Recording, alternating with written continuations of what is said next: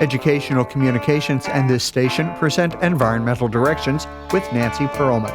On this series, we explore the effects of human influence on the Earth's ecosystems and discuss solutions to environmental problems which affect the quality of life on this planet. Environmental Directions gives you the kind of information you need to help you participate in decisions impacting your community, the nation, and the world. Now, here's your host, Nancy Pearlman. Hello, my guest is Georgia Umano. She is a vegan animal activist, a children's nature docent, an educator, including being an adult education teacher, a journalist with Splash magazines worldwide, and is a screen actor. She has authored her book, Terriers in the Jungle, a novel. She is also formerly the environmental director for Africa Child in Kenya, East Africa, and her book has received the first prize at the bookfest.com 2022, the gold medal for the National Association of Book Entrepreneurs, and a silver medal from the Independent Publishers Book Awards. Welcome. It's a pleasure to have you with us. Thank you. It's lovely to be here. I had a delightful read of your novel. It was charming. You incorporated your concerns about elephants in Africa and other wildlife, including rescue dogs here in the United States, and your concern for the communities in East Africa. The book is a charming novel about your two rescue dogs that you took to Africa and how they experienced a lot of different wildlife that obviously you don't see wild in Southern California, from elephants to crocodiles and monkeys. And I hear a dog in the background. Yes. Tell me why you chose to write such a beautiful story about your experiences in Africa through the novel approach rather than describing the horrendous problems of protecting wildlife and helping people in Africa. Frankly, it just kind of happened spontaneously. I'm so in love with my dogs, and I'm very close with them. Being in Africa had many delights as well as many dangers. The dogs had to be specially trained to be able to fly on all the airplanes. And then the ways people reacted with them was very different than it is here. Then their connections with all this wildlife, I could see the dogs changing and going through a lot of interesting and fun experiences, sometimes dangerous. But I just started writing them down because I was observing my dogs. Then it just evolved into this story, which is written by each dog from their own point of view. But it was able to incorporate a lot of the things that are important to me and why I was in Africa to help save the elephants and so on, but told through the dogs, because I would talk to the dogs and I would tell them things, and I know they can't understand everything, but they really do absorb a lot. Elephants are threatened. Their population is diminishing all the time, and we still have to deal with the poaching issue. And you had one story in your book about how your dog actually helped a big tusker, one of the elephants with large tusks. How serious is this problem? It is a serious problem throughout Africa, and back in about 2012, 13, the poaching crisis was really severe, and then it kind of got under control, especially in Kenya. I've been to Kenya before a few times. When I was there in 2012, it was a disaster. Everywhere we went, there were dead animals, or we'd hear a story, 8 elephants were killed that night, etc. And it was too heartbreaking, so I didn't even go back for 5 years because it was too painful. But in Kenya especially, they got it more under control, the poaching. And unfortunately, in the rest of Africa, they still allow trophy hunting, and they're having much worse problems with poaching than in Kenya itself. But yet, even in Kenya, it started up again with COVID and the poverty. And then for some reason, I thought that ivory was taken off the market. But no, it's back. It's a horrible problem all over Africa. Fortunately, Kenya, I think, is probably the best country as far as controlling the problem And it's not their biggest problem with elephants right now. Actually, right at this moment, they're having drought, and elephants are dying and other animals are dying from thirst. When it's not the drought, the biggest problem is human-animal conflict, which is based on the population explosion in Africa.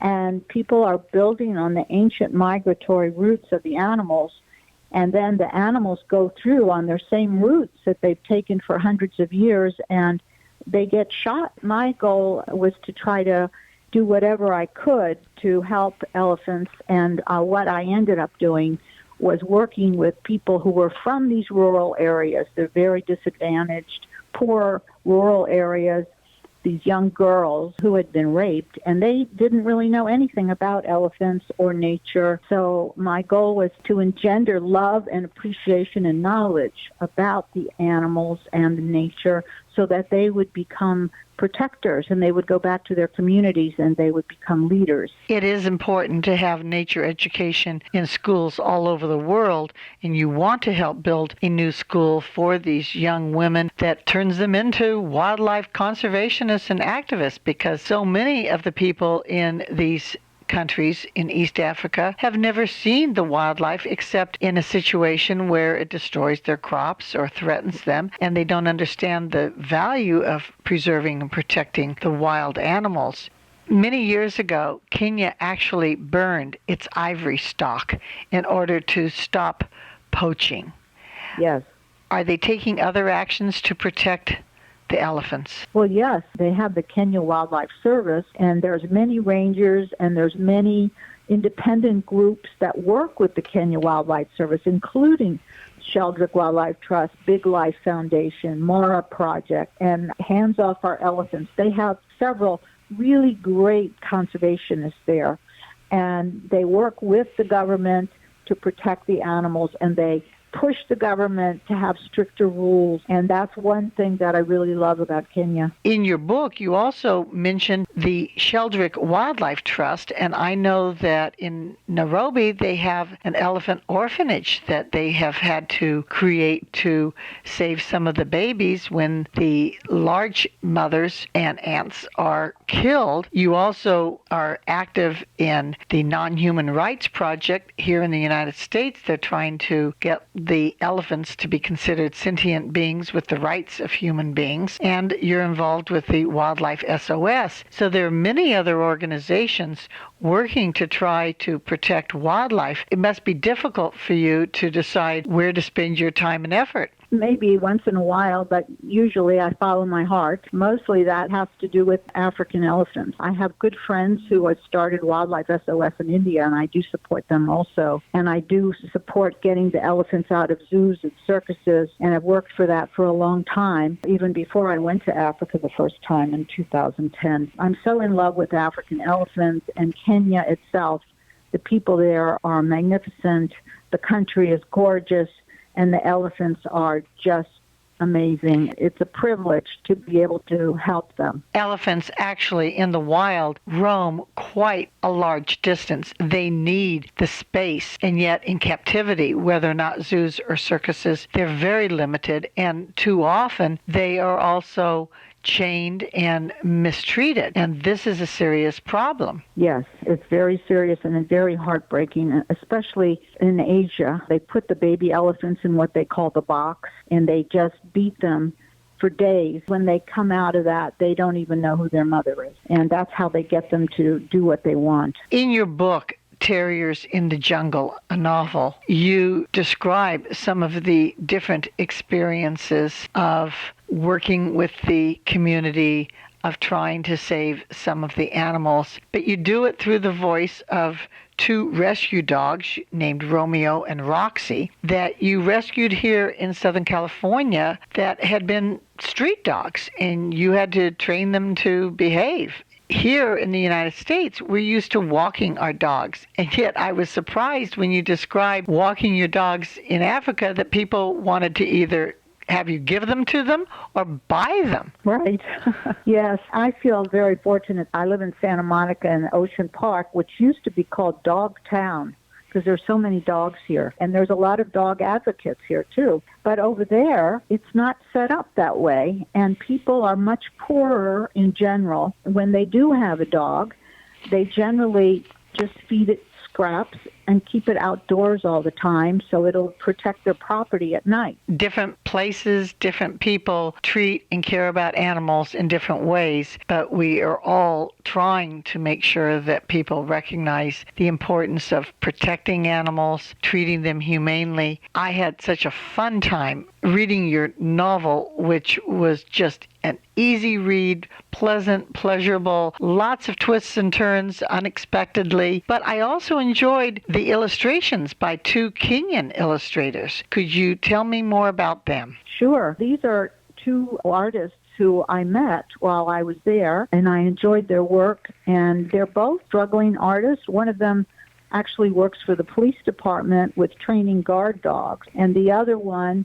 doesn't even have a job. I look forward to seeing more of the work by Hilton Makan Makima and Moses Mugasia Misigo, because they really capture the dogs and the wild animals. I enjoyed your description of your dog encountering a camel on the beach. Yes, that was fun. It also had to be worried about crocodiles, and then it never seen a large bird like an ibis. Right. Yes, the camel, that was the first animal that we encountered. There were a couple of people that kept these 3 camels and walked them up and down the beach and hoped to give rides to tourists. But the camels, there weren't too many tourists there.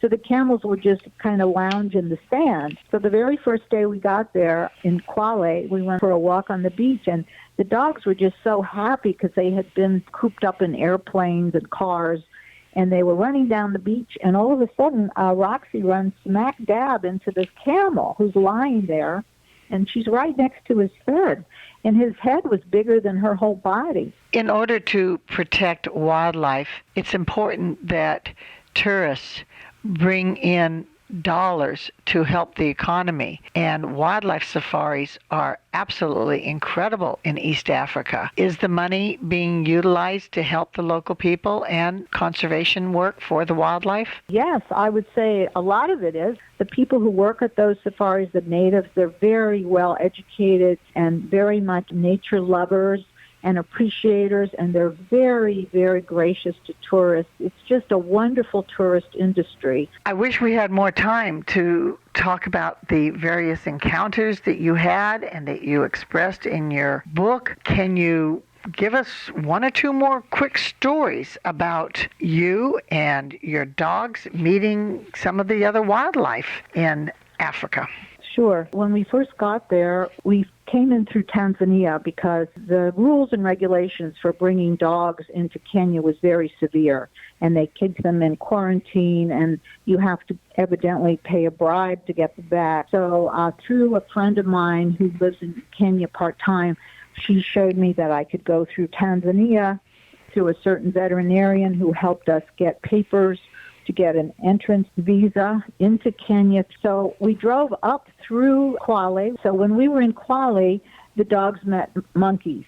And there were so many monkeys, and they were very playful, and they just couldn't believe it. They were just going out of their minds. And so when we went up to Nairobi, they had monkeys, but they were kind of different. They acted not as friendly, and we found out it was because the house was on the edge of a forest, and they probably considered it to be their land where these houses were built. So they would stare at us, and they would stare in the windows. It would make the dogs a little bit crazy. A little bit after that, there was some baboons came through, and these people that were our landlords, they were actually from another country, but they were determined to get rid of the baboons, and they were talking about shooting the big baboons so they would go away if they didn't go away within a few days. I could tell the dogs were like really upset, and luckily the baboons did go away. There's so many great stories and adventures that I look forward to the follow-up novel of Terriers in the Jungle. You have definitely provided great, easy reading for young adults and adults alike. Your book deserved the many awards that it received. I want to thank you so very much for your concern about domestic and wild animals. Thank you for being my guest.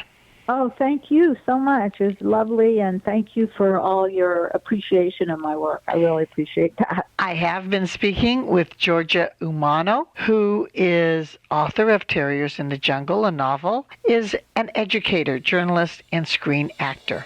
I'm Nancy Pearlman. Thank you very much for joining us, and do tune in again next week. If you would like free information about these environmental issues, go to www.ecoprojects.org or call 310-559-9160. Environmental Directions with your host, Nancy Pearlman, is a community affairs program of the nonprofit organization Educational Communications and this station.